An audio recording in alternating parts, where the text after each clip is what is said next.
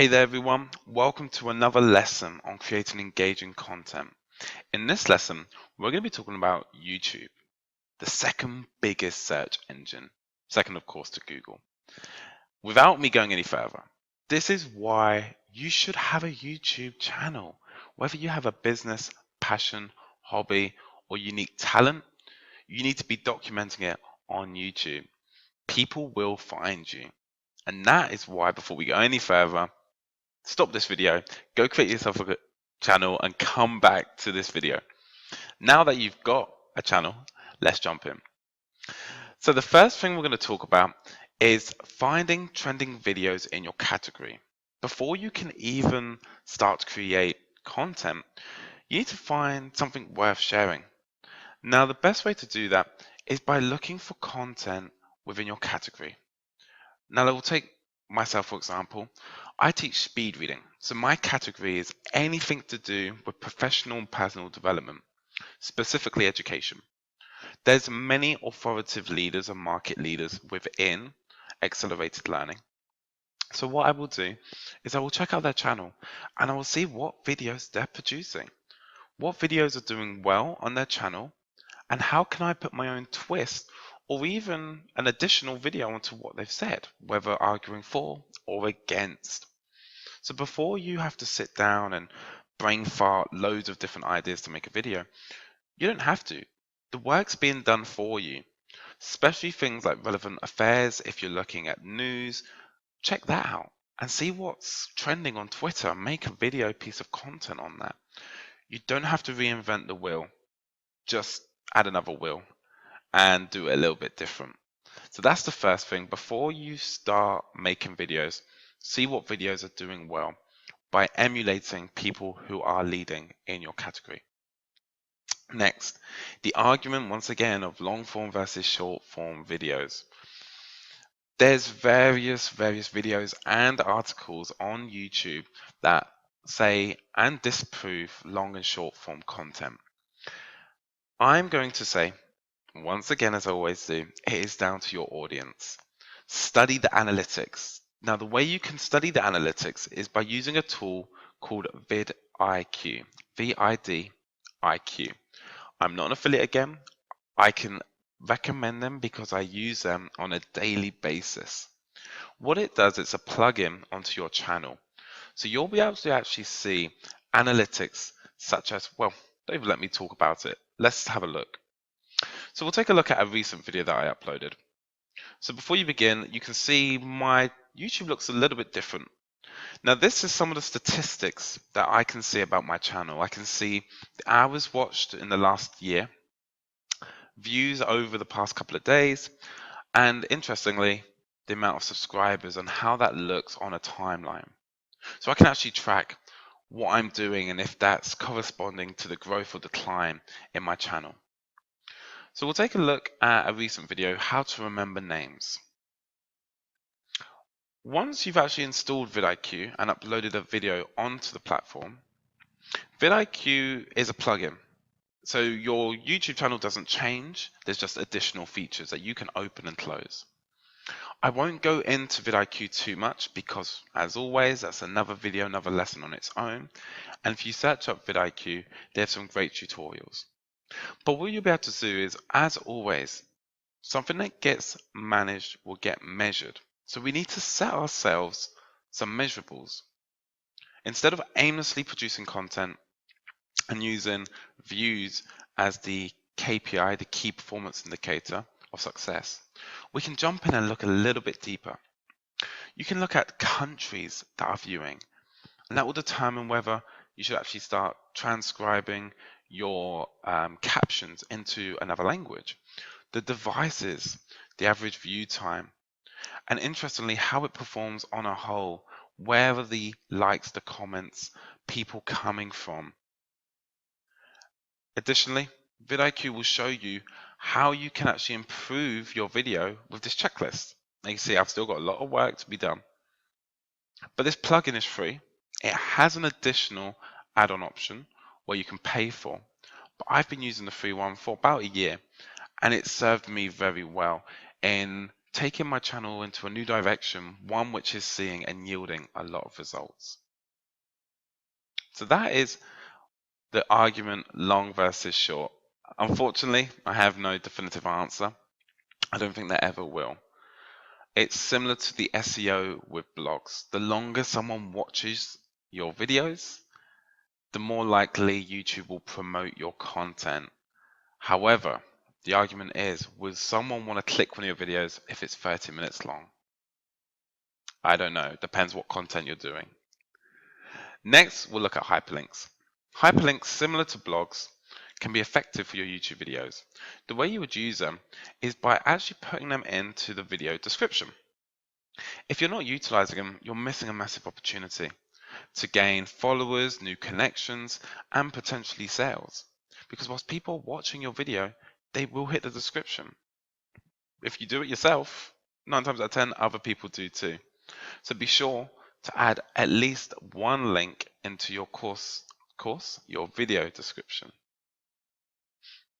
Consistency. Similar to Instagram, when someone comes to your channel and sees that you haven't uploaded a video for months, they're not going to subscribe, they're not going to hang about. As I mentioned earlier, we live in an era where we're used to instant gratification. We want results, we want value straight away. And if someone who we're thinking about following only gives us gratification, value, occasionally, that's not going to sit well. Not for the majority. You really want to scale your YouTube channel or any platform. We come back to what I said at the beginning. It has to be consistent and it has to be valuable content, because people follow those who can produce value. If you can do that on a daily, every other day, a week, you will find your YouTube channel will grow.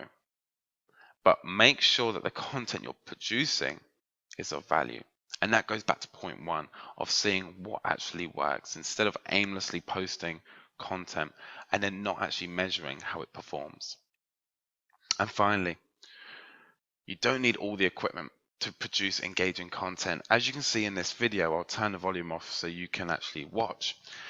This was a screen recording very similar to this, where I produced a PowerPoint presentation. I did a narration over the top of it.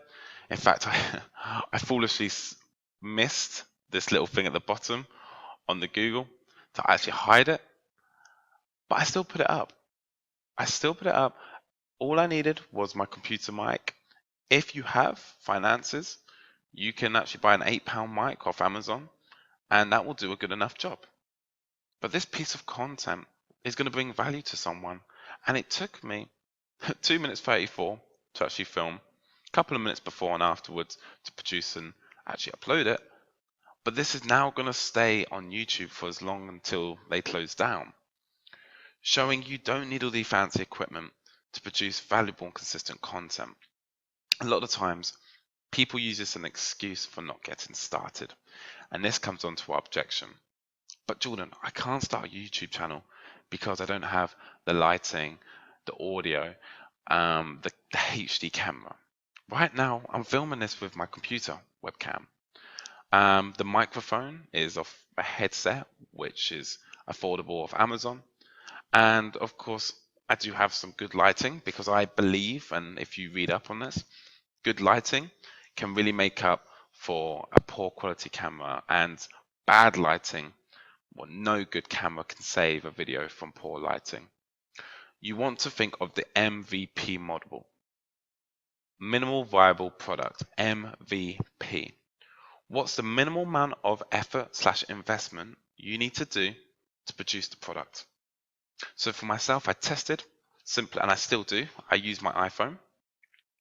This does a good enough job. Once you've gained some traction and some results, then step it up. Potentially, invest in a DSLR, then maybe into some lighting so that when you do use your phone, it looks awesome. And then, of course, onto audio. And even then, you don't necessarily need all the equipment, depending on how seriously you're doing this. Now, YouTube can be a money earner when I believe you have 1,000 subscribers and 4,000 hours of watch time. 4,000 hours is a lot, but don't let that bother you. Each day, just chip away, and before you know it, if you are looking to monetize your channel, you will. Otherwise, don't worry. Understand why you've created a YouTube channel, and that is to bring value to your followers and to your audience. So, to realize the consequence if you don't actually start a channel is you're going to be missing out again. Video form is still one, if not the #1 form of content right now. People value when they can hear, see you. It's almost like they know you without knowing you, technically. It has various forms where you can transcribe it into written content. You can strip the audio and make a podcast with your video. Video is fantastic. I'm biased in saying it because it's my best and most favorite communication. Understand that if you're not comfortable on video, don't force yourself. Not everyone will do at the beginning. And this is your bit of homework. Don't start by producing a piece of content that's 15 minutes long. Because, like myself, I make mistakes, I stumble up, I say the wrong thing. But it's okay. These mistakes happen. And people actually connect more with you if you do make these mistakes on camera. If you do want to be a little bit of a perfectionist, feel free to cut up and edit your videos. They look great at the end, but they take a lot more time on the back end with editing. But your homework, to start nice and simply, use this every day. Whether you use Snapchat, Instagram, Facebook stories, or even just keep it to yourself. Film yourself for 1 minute, and before that 1 minute, have a clear message or point you want to communicate. What this will do, it will get you more effective as a communicator, because you only have 1 minute to communicate your idea. #2, it will make sure you don't waffle, because you're now working with time. And #3, it comes back to Parkinson's law. Parkinson's law says a task expands based on the time allotted to it. So when we don't set a time for a video, it can seem very daunting because we'll feel like, oh my gosh, I don't know what to talk about. I don't have enough content. Oh my God, I've only got 5 points. That will only be 2 minutes. It's okay. Relax. When you actually assign yourself 1 minute, the task seems extremely small and quote unquote easy. And so therefore, you're more likely to do it. And once you start building the habit of filming yourself, watching yourself, making slight adjustments, I say also quite weird. I talk too fast. I don't talk fast enough. Then you'll become confident at publishing that 1 minute content, then producing 2, 3, 10 minutes worth of content in no time. And before you know it, it'll feel natural, if not alien, when you're not producing content. So best of luck producing content with only 1 minute using your phone to get yourself started. But if you're already ahead, get your YouTube channel going, download vidIQ, start analyzing your content to engage more followers. Until next time, see you soon.